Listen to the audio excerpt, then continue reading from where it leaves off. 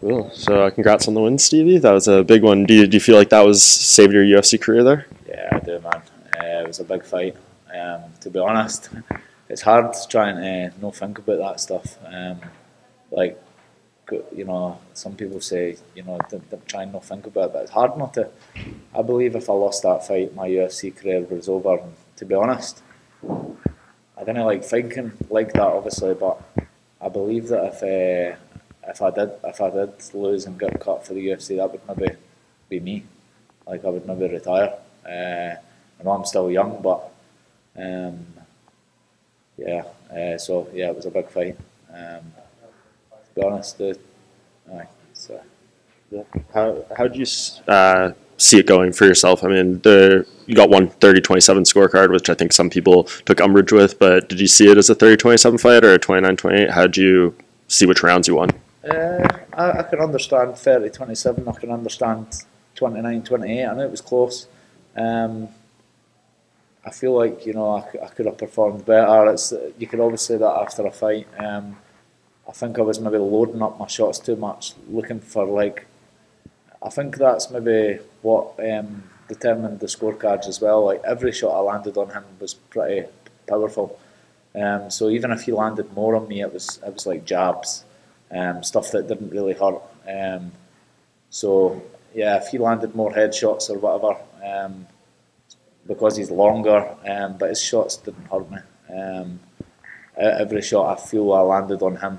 The left hand I landed a good few times, overhand left straight. Every time I kicked him, I seen like the wince, and I knew I had hurt his leg. I maybe went to it a bit too much, like autopilot, just smashing his leg. But I knew he was hurt because he was like thinking of checking it. Maybe should have set that up more and started hitting other stuff. But he was tough. I think I got the best Jason Ayari that I could have got. He spent his whole camp at American Top Team. I seen him.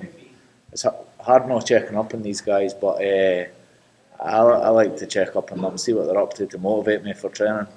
I seen he was doing a lot of privates, and I wasn't too sure what his game plan was. I actually expected him to try and take me down. So yeah. I thought the best Jason Ayari, I believe, he had a longer reach than me, so he was difficult. His pressure was better than I thought. I'm just glad I got the win. Just a little bit at the end there was a bit of gamesmanship. You waved him in, he stuck his chin out.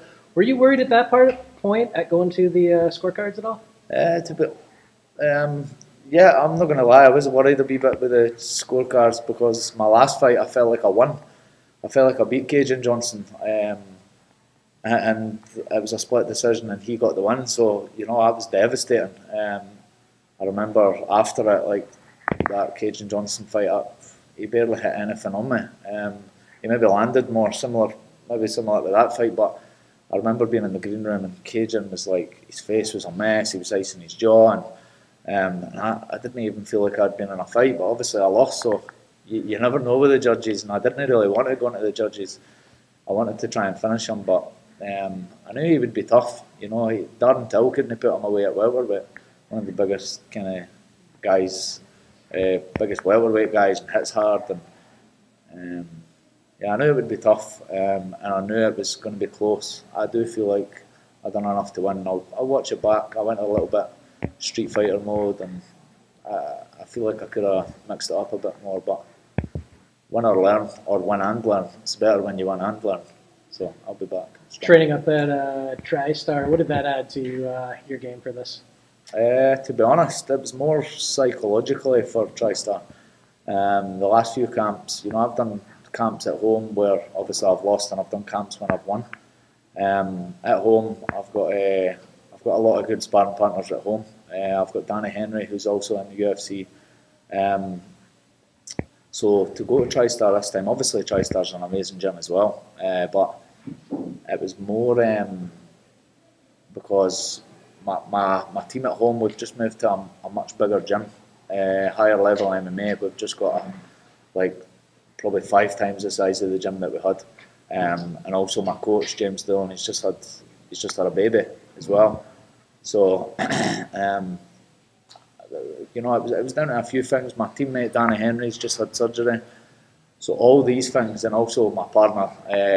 I love her to bits, but that's also a reason, you know, I came here, because being at home, having 3 kids, I've got a dog, and sometimes the wife or my fiance can be a nightmare to be around. Family life, so it was for like isolation. A mixture of all those things. At TriStar, I was able to eat, sleep, and train. The only thing that I feel like I did miss at TriStar is having my head coach, James Dillon. I'm not going to lie, I missed his bad work. Missed him, like his guidance type thing, but it all worked out. With this win, obviously the pressure's off you a little bit, feeling like you could get cut or whatever. What do you want going forward now that you have a little more of a secure spot? Well, to be honest, I know it wasn't the best performance in the world. You know, there was a lot of pressure there, like I said. But yeah, it is a little bit disheartening being first fight, especially when it's not the biggest card. I've been co-main event at a UFC before. I was co-main event at UFC Belfast at the main card. I beat Ross Pearson. I beat Joe Lozon. I beat big names. Like I said, when you're losing, people forget about you. Either when you're losing or you're injured, like you're not fighting. People forget, the media, the UFC, and I said it in the Octagon, you know, I probably deserve to be first fight. When you're losing, you're not going to get as much attention. But I'm now 6-3 in the UFC. That was my 9th UFC fight. I'm proud of that. I've came for absolute nothing. Like, I've came for like quite rough area, no money, nothing like that. I'm proud of like what I've been able to do. So win, lose or draw, like 9 fights in the UFC. It's just, I feel phenomenal. But I'm not done yet. Like I said, if I lost that and I got cut, I don't know what I'd do. I'd maybe just move on with my life, because you know, the fight game, it's tough. But I'm so glad I got the win. Obviously, hopefully the UFC give me some more notice, and I'm looking to climb back up. Just before I lost to Felder, I think I was sitting on ranked about 20th in the world. Paul Felder that beat me, I think, is now ranked 15th. So yeah, I'm hoping to just get back out there, get the wins, and remind everybody I'm the pound for pound best guy in Scotland. And I'm not just here to make a paycheck. I want to, if I'm going to do anything, I want to try and be the best, and I'm going to try and commit and be the best fighter I can. Moving forward, are you going to keep working out at TriStar, keep the camps there? I didn't really know, to be honest. Like, you know, it was good being at TriStar for the isolation and stuff, and but I did miss some things. That's a little different to being at home. It's more maybe, I would say, striking and wrestling and jiu-jitsu based. It's just a different structure a bit. It's obviously one of the best gyms in the world. So is my gym at home, I feel, higher level MMA. We've not got as much the top guys, you know, in the UFC and stuff. We've got 2 of them now. We have had 3, Jojo Calderwood as well. And we've got guys rising. But like I said, at home it's like the kids, my partner and stuff. So we'll see. But, you know, I would like to...